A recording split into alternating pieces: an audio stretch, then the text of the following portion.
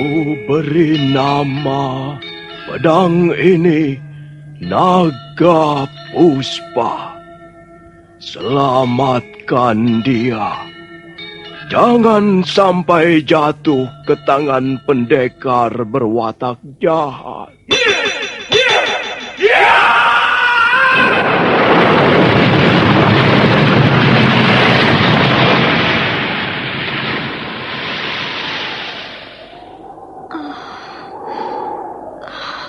Kakang Kamandanu, kau masih juga tidak percaya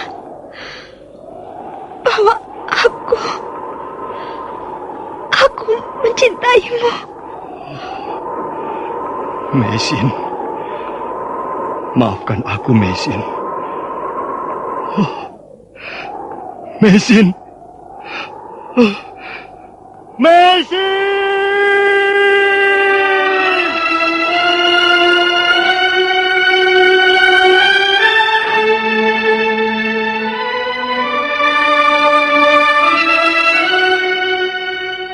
Tutur Tinula.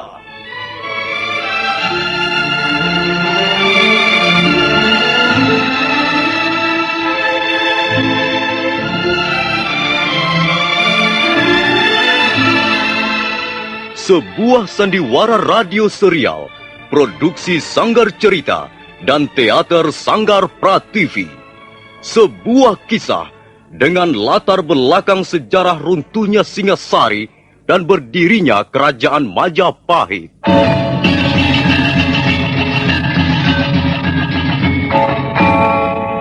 Sandiwara ini didukung oleh pemain-pemain radio yang sudah ternama. Ferry Fadli, Ivone Rose, dan Eli Ermawati.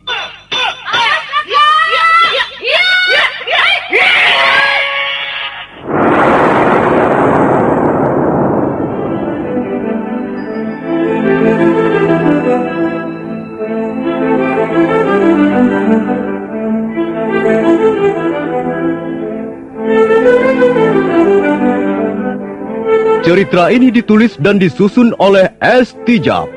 Teknik dan montase dikerjakan oleh M. Pranoto dan Edwin Sutandi. Sutradara Bambang S. Kali ini mengetengahkan episode kedua dengan judul Kisah dari Seberang Lautan.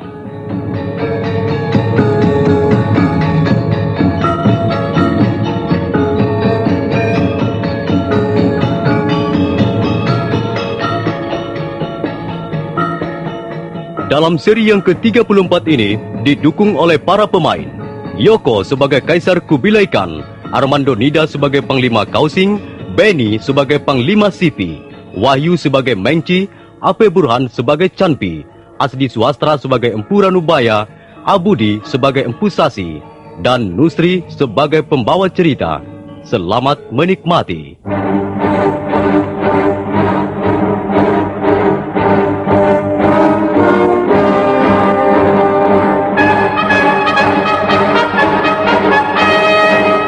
Canpi yang bertubuh tegap dan kekar, dengan otot-otot lengan yang menonjol dan berkilat-kilat, mulai mengambil ancang-ancang.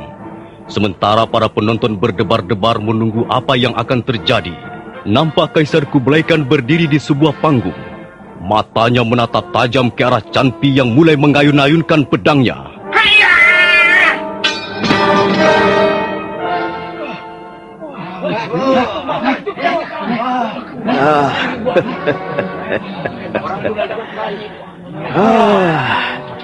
Sungguh besar tenaga Tuan Canpi. Seperti tenaga dua orang ditumpuk menjadi satu.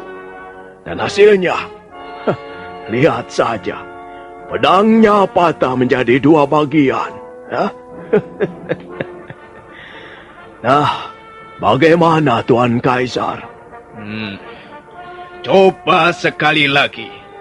Aku masih belum puas hanya melihat sekali saja. Iya. Boleh saja Tuan Kaisar.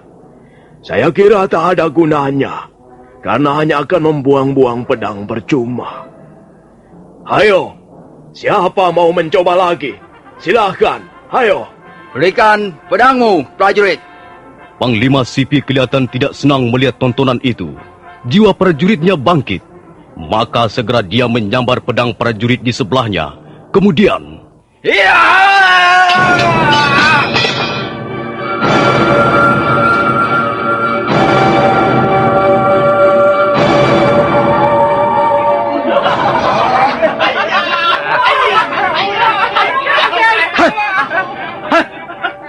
Sama sekali tidak lucu.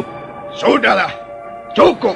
Baginda, hamba rasa orang tua ini sengaja ingin menghina kita. Cukup kataku. Sekarang, mari kita kembali lagi ke balai sidang.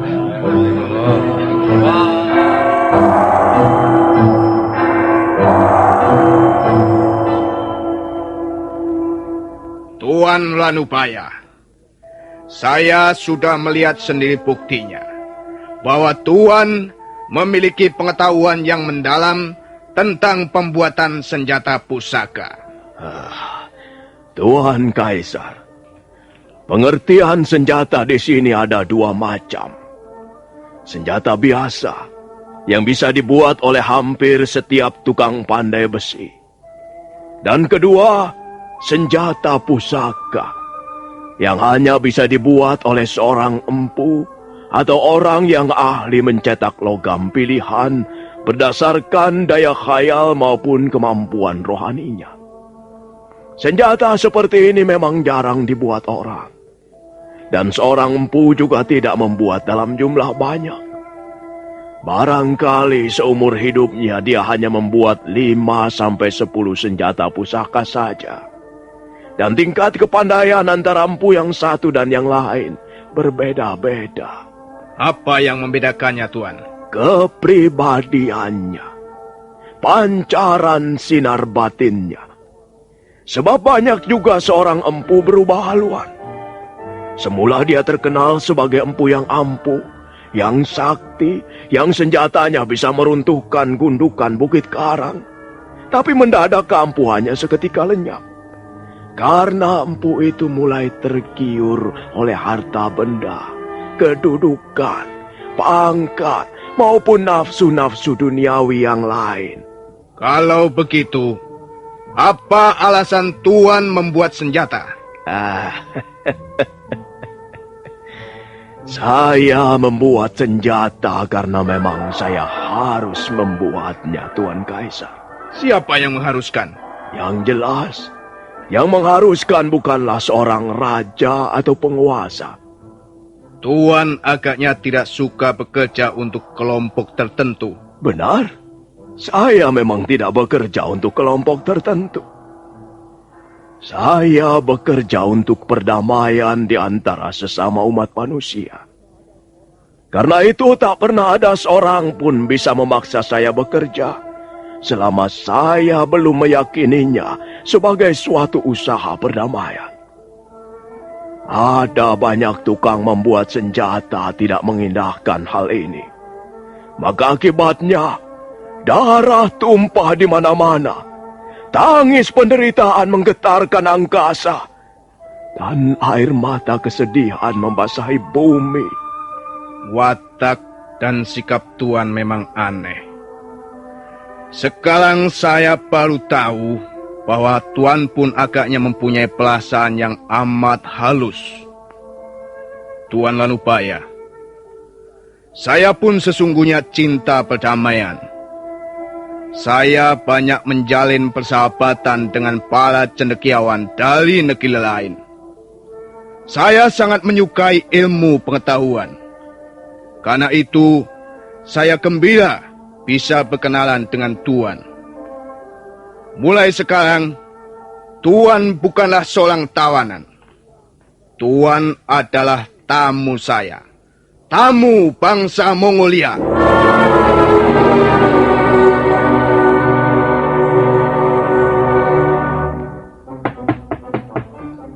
Masuk!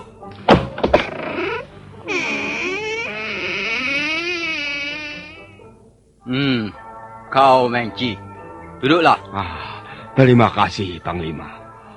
Saya menunggu perintah Panglima Sipi selanjutnya. Sekarang keadaannya menjadi sulit Oh. Orang tua itu mulai dekat dengan kaisar. Semua ini pasti gara-gara Campi. Dari mana Panglima Kausing tahu bahwa orang tua itu pandai membuat senjata? Kalau bukan dari dia tentu. Sudahlah. Jangan menyesalkan orang lain. Lalu apa yang bisa kita lakukan sekarang, Panglima? Untuk saat ini, kita hanya bisa menunggu. Menunggu? Iya, menunggu kesempatan. Awas, kau jangan bertindak gegabah. Iya. Jangan melakukan apa-apa di luar sepengetahuanku. Kita harus mencari kesempatan yang baik guna menyingkirkan si tua Landubaya itu dari samping kaisar.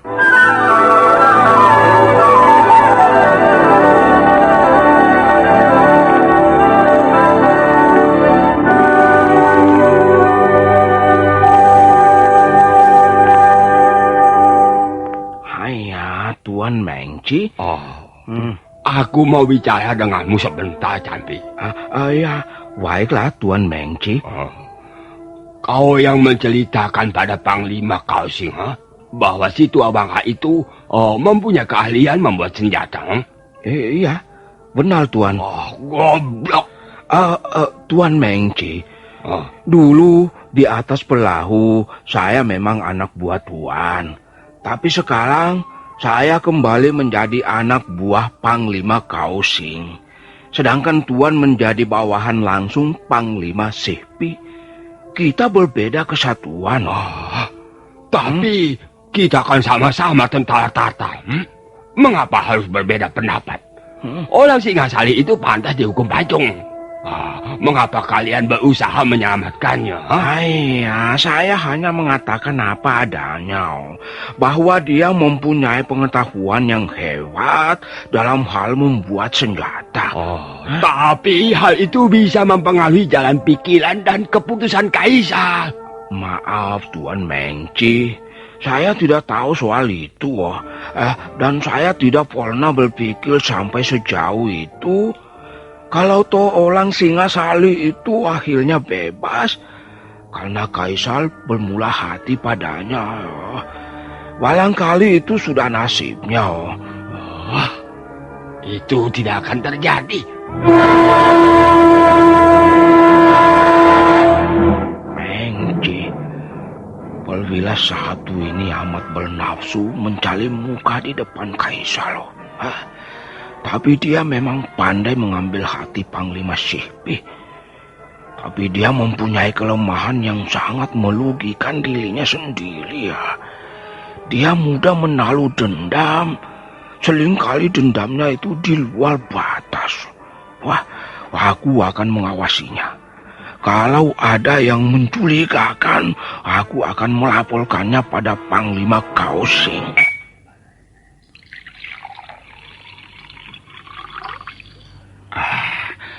Kau tidak usah khawatir, Campi. Mereka tidak akan bisa berbuat banyak. Pak Landubaya sekarang sudah mendapat kepercayaan penuh dari kaisar. Maksud Tuan Panglima? Tadi pagi saya menemui kaisar. Iya. Kaisar kelihatan sangat berkenan ketika aku menanyakan pria Pak Landubaya. Iya. Barangkali dan kemungkinan besar Pak Landubaya akan dibebaskan. Dikirim kembali ke negerinya Singasari ya? Iya. Tapi aku kira setelah pekerjaannya selesai. Pekerjaan? Pekerjaan apa itu, Panglima? Rupanya kau belum tahu ya. Memang ini merupakan perintah kaisar yang agak dirahasiakan. Mari kita lihat. Tapi tunggulah, aku berpakaian dulu. Mau kemana, Panglima? Kita akan mengunjungi orang Singasari itu. Kita akan melihat dari dekat bagaimana dia bekerja membuat senjata pusaka.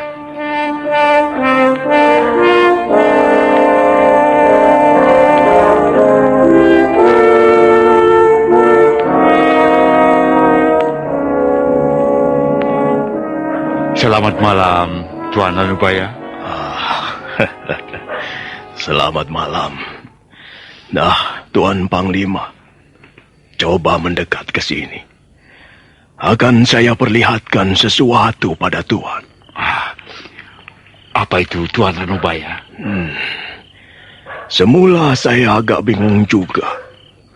Kaisar meminta agar saya membuat sebuah senjata pusaka untuk kenang-kenangan. Tapi kemudian saya ingat ada 3 macam benda yang tersimpan di ruangan khusus tempo hari. Lihat. Nah, di negeri kami, benda seperti ini namanya cente. Benda ini salah satu dari sekian macam alat untuk bermain musik. Di negeri kami namanya gamelan.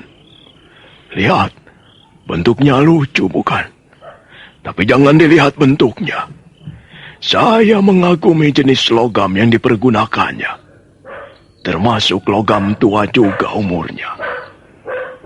Kata Panglima Ikemese, cente, ladam kuda dan keris kecil ini memang merupakan hadiah dari Raja Singasari.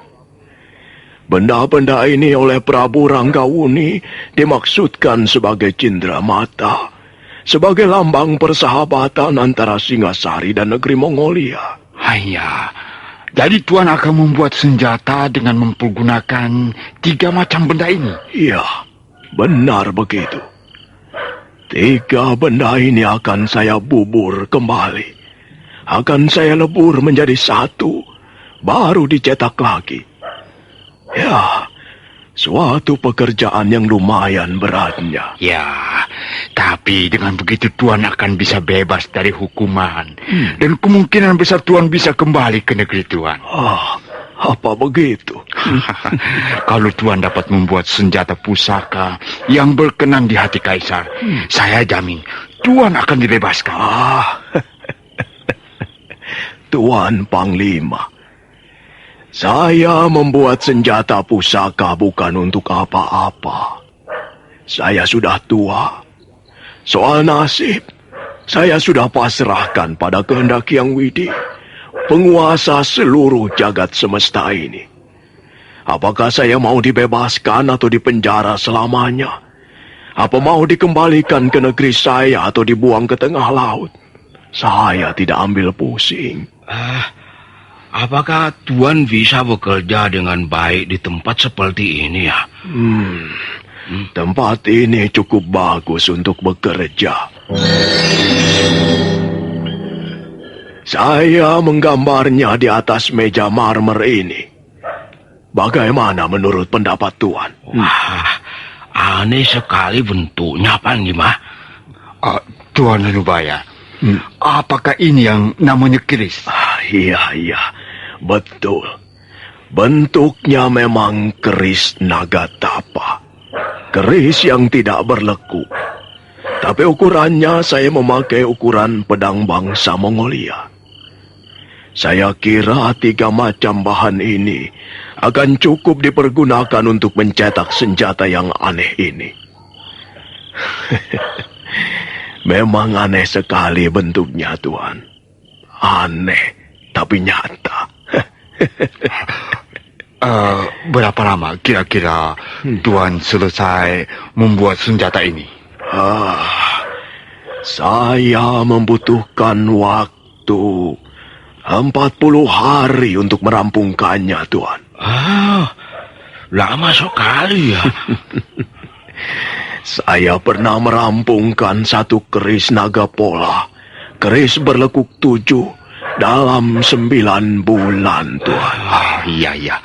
Kami percaya, karena senjata yang Tuan ciptakan mempunyai mutu yang sangat tinggi.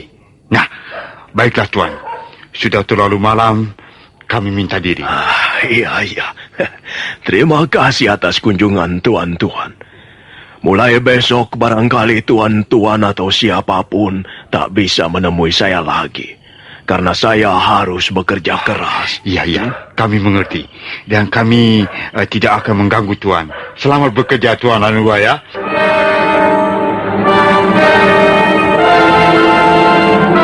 Malamnya, Empu Ranubaya hampir tidak bisa tidur barang sekejap mata pun. Dia duduk bersila di tengah ruangan yang remang-remang dan tidak begitu luas. Pada dinding ruangan ada banyak gambar hiasan yang mencerminkan budaya bangsa Mongolia. Tidak kusangka bahwa suatu ketika aku akan meringkuk di tempat ini.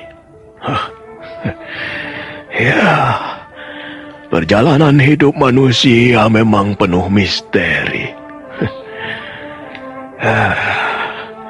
Senjata pusaka.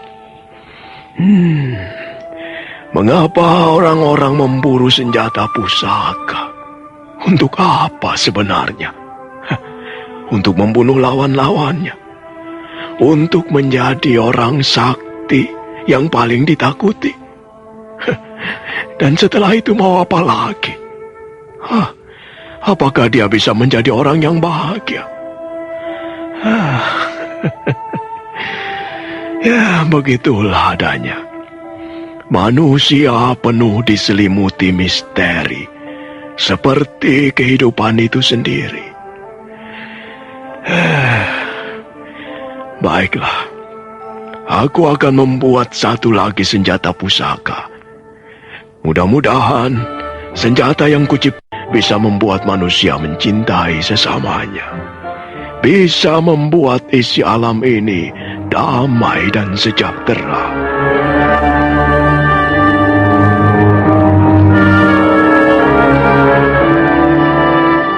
Maka mulai malam itu juga, Puranubaya mempersiapkan diri untuk menciptakan senjata seperti yang sudah tergambar dalam khayalannya. Selama 3 hari 3 malam, dia tidak tidur, tidak makan ataupun minum. Duduk bersila dengan napas teratur dan tubuh sama sekali tidak bergerak. Pada malam ketiga, dia seolah bermimpi, antara sadar dan tidak, dia melihat orang tua berjanggot putih mengampirinya. Ranubaya, anakku, bangunlah dari semedimu. Apa yang sudah menjadi keputusanmu itu sudah baik. Laksanakanlah, mulailah bekerja, bukan untuk Kaisar Kubilai Khan, melainkan untuk suatu cita-cita yang lebih mulia, untuk meninggikan derajat manusia, anakku. Pesanku, kalau nanti senjata itu selesai kau ciptakan, berilah nama Naga Puspa. Naga merupakan lambang bumi di mana kau mencipta benda itu. Dan Puspa artinya bunga atau kembang. Puspa merupakan lambang cita-citamu yang luhur. Nah, bekerjalah anakku. Aku akan membantumu dari kejauhan.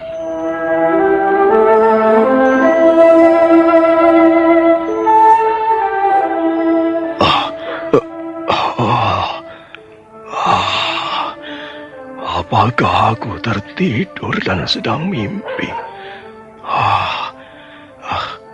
Rasanya tidak. Aku seperti melihat wajah dan sosok guruku, Empu Sasi. Kalau begitu, aku harus memenuhi amanatnya. Aku harus mulai bekerja tanpa keraguan lagi. Naga Puspa. Ya, Naga Puspa. Aku akan membuat pedang Naga Puspa.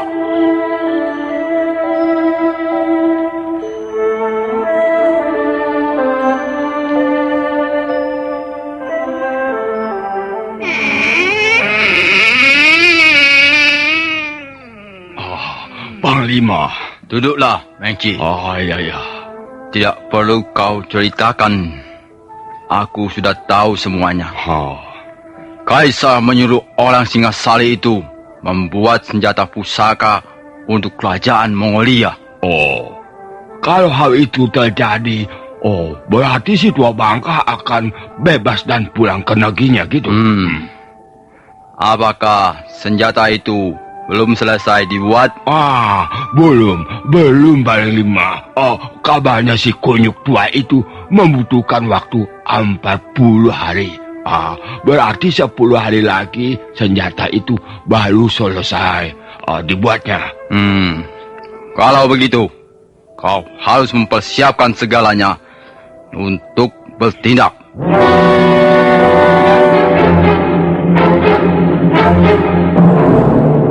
Suasana dalam ruangan menjadi sunyi. Mengci dan Panglima Sipi berdiam diri, namun nampak di wajah dua orang itu tengah berkecamuk penuh rencana. Nah, para pendengar sekalian, apa yang direncanakan oleh Panglima Sipi dan Mengci? Apakah rencana mereka akan berhasil? Silakan menunggu episode Kisah dari Seberang Lautan seri berikutnya. Sampai jumpa.